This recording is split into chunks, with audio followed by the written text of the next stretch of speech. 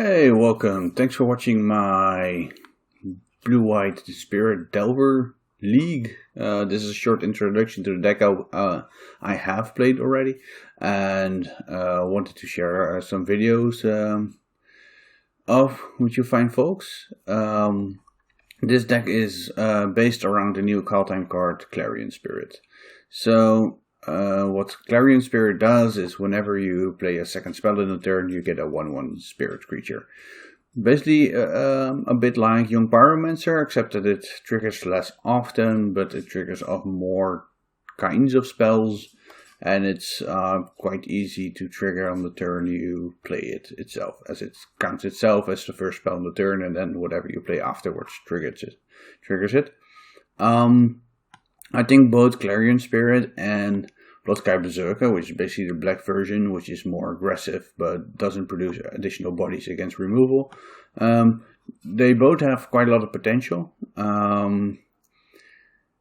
I think they're currently being kept down by Dreaded Arcanist just being too good of a 2-drop, and being in red, which is already a good natural color for Delver. But I want to try this anyway, for a couple of different reasons. One is I want to try new cards. 2 is we might lose Dreaded Arcanist out of our format at some point. People have been quite vocal about not liking what it does to the format. I agree that I don't like what it does to gameplay wise, as it runs away with the game too fast.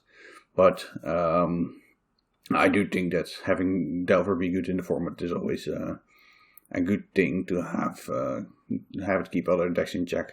But don't want to go too deep on that topic now. Basically, I think that these are the kinds of decks that are being kept down by Dreaded Arcanist, but I want to try them anyway. For one of the reasons that I want to try it at the moment is that I think that with the dominance of, the omnipresence of Turbo Tybalt in the current leagues, Lavinia is just a very powerful option to have access to, which we don't get access to in the other color variants of Delver. And this can also just run the blue elemental blasts, which are very good at the moment. Lavinia stops our opponent from casting free spells, non-creature spells specifically. Well, basically if they have more mana than the amount of lands they have, and whenever they cast any free spell, it gets countered. Which means that against Omniscience, they can't really cast spells of their enchantment.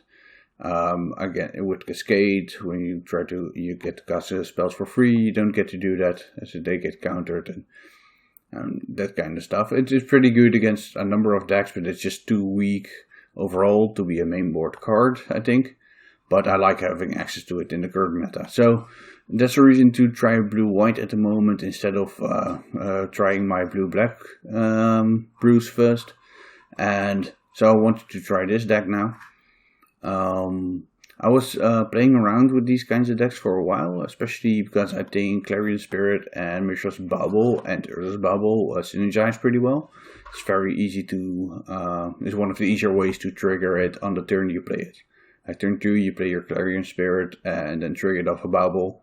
That's a way to make sure that you get some value out of it before it dies. The issue is that I really want to pair Bubbles with Emry, since Emry is a very powerful way to, basically a 1-mana creature that as long as it sticks around, it draws a card every turn, which is just very powerful. I didn't really get those decks together. They're just either missing, not being able to dedicate enough cards to artifacts to make Emry consistent, or not being able to have a solid plan in addition to having the artifact plan.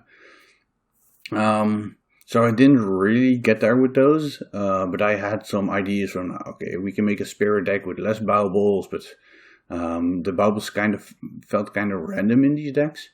The reason I want to try this now anyway is one of my latest ideas was to pair Predict with the baubles.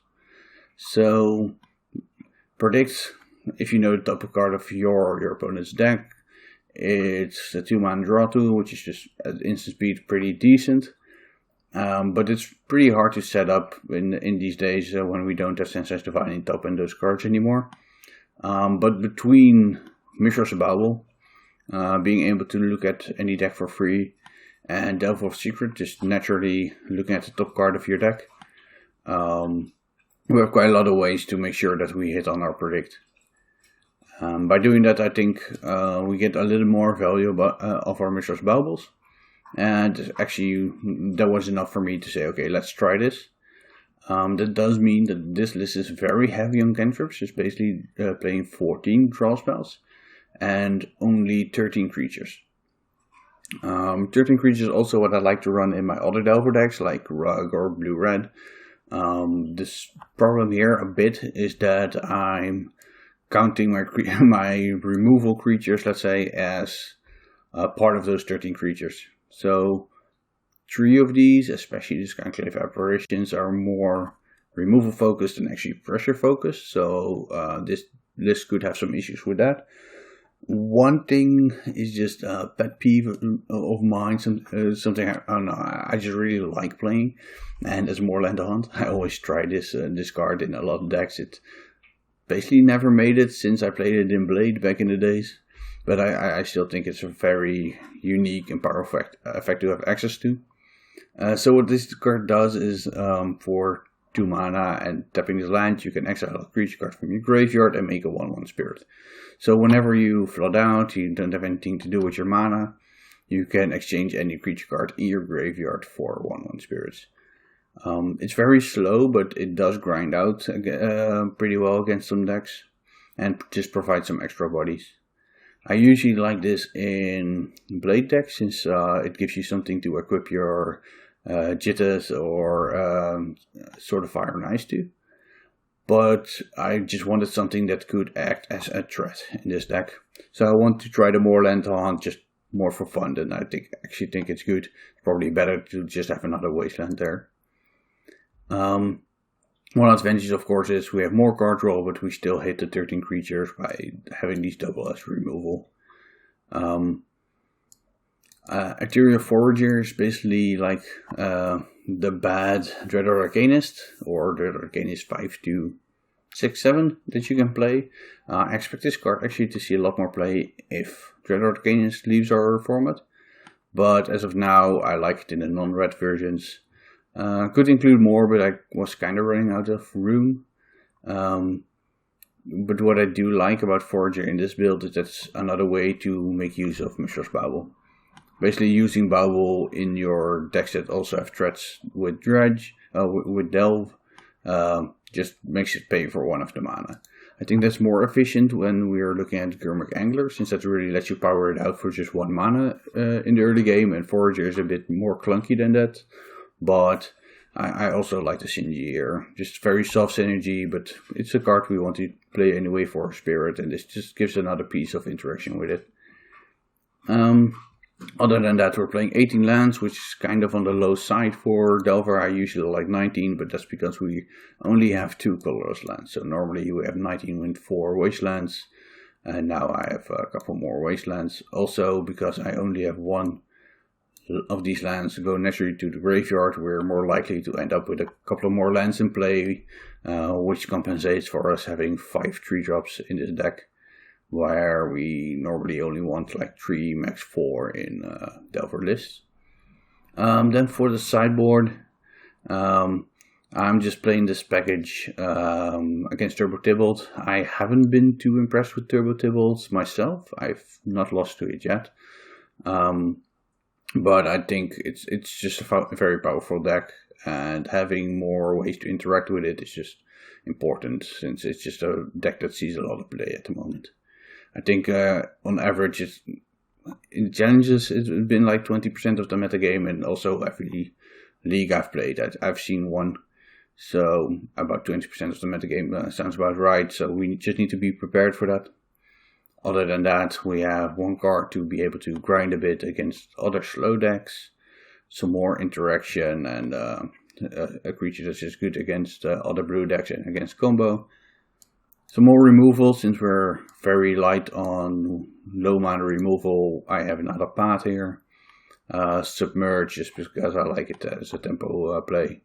And then a Jit, so we can use that on the bodies we get of Clarion Spirit and Moorland Hunt.